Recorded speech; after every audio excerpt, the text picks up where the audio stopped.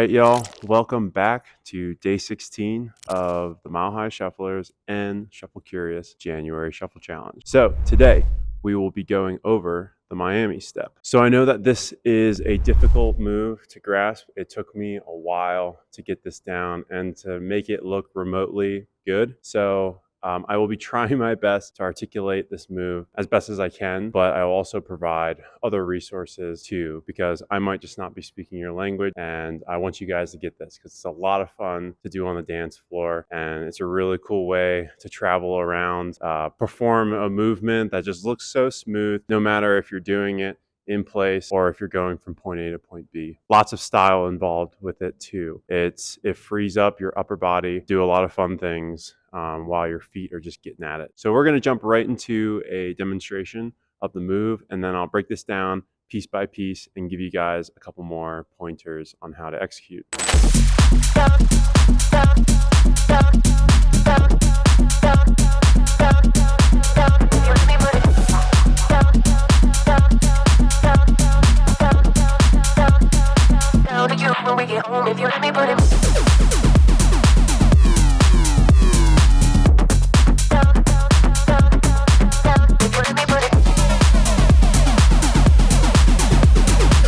So basically with this movement, you will be alternating from toe to heel on each side, each foot, and you'll also be distributing your weight to the heel that is next in line. So, or next in the sequence of this back and forth, back and forth. So to start off this move, all we're going to do is we're going to be striking the ground with our heel kind of in a diagonal position, and then as we do that, we're actually going to slide our foot back a little bit on our perch foot, so to speak, the foot that will be bearing weight in the toe, and the front half of the foot, this will be our back, and then that front foot will be on its heel, and we'll be driving weight into our heel as we complete this. And we're going to be activating our calves a lot, even when we are bouncing off of that front foot. We'll actually be using a little bit more of our quad and our hamstring to do it, because what we want to do from this position, we want to hop back into that perch position for the Miami step, which all it will be is here.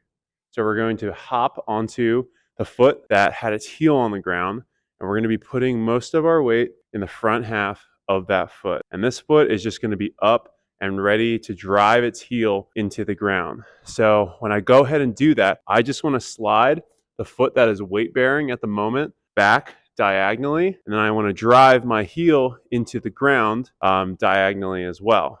So here, okay? And you see how I'm leaning into this heel? So I constantly want to be doing that. I want to be leaning into the heel that I'm driving onto the ground.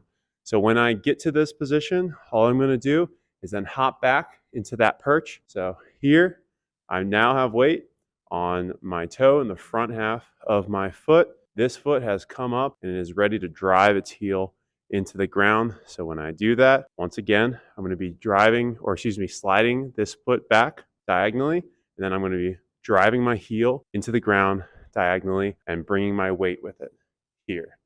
Okay? So kind of up to speed is here. And you can go as wide as you'd like, or you can keep it conservative and kind of keep your gait a little bit closed off. So this is what it looks like from the back. So we're in our perch, we come here. We're putting weight into that heel, then we're gonna come back up to our perch, drive weight into this heel. Perch, here, perch, here, perch, here. So I'm using that perch position to then kind of balance my weight into the center, and then I go into the next heel, next heel, next heel, just like that. So as I mentioned, if you know the poly pocket, and if you know how to do a Shaper's Running Man, those moves will really help you out with just the kind of the cadence of how you're tapping your feet on the ground, that heel, toe, heel, toe, heel, toe. So if you know that poly pocket, you can start hitting it, and then you can slowly start to center it in to almost a Shaper's Running Man, and then slowly open up your gait. And what I mean by that, kind of spread out your legs while you're doing it, and try that out. And the Miami step might just come with it. So, for example,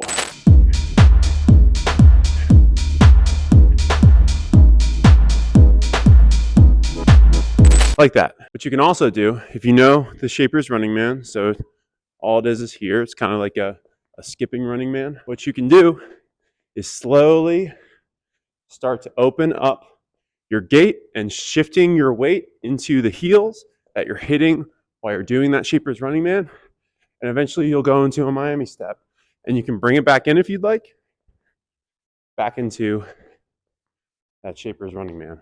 All right, y'all, that is pretty much it for the nuts and bolts of the Miami step, and then a couple tips that I had for you at the end. I just want to add a couple kind of bonus things towards the end here, ways that you can implement your Miami step just in your flow. So when you Miami step, you can always do it in a circle, whether that's in place or whether that's using your space. So if I'm here and I'm just doing Miami step, there's nothing that stops me from just taking a stroll and going in both directions while forming your Miami step. You can also do it in a circle.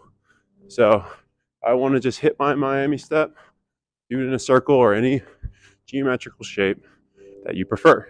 The next thing is when you're T-stepping. There's a lot of T-step taps that you can do that has your heel driving to the ground. So as soon as your heel drives to the ground, you can then initiate your Miami step because you're already well positioned for that. So let's say I'm in my T-step, bop, bop, bop, and I want to do a tap where I hit my heel. Boom. I can initiate my Miami step from there. Bop, bop, bop. All right, that is all I have for you guys for day 16, Miami step. I know this move is hard. Please, please be patient with yourself. Like I said, it took me freaking forever to get this move down. And I know it can be frustrating, but just allow your body to process the movement, continue to do it time and time again, and you will eventually get it. Another move that you can do out of a Miami step, believe it or not, is a Moss T-step.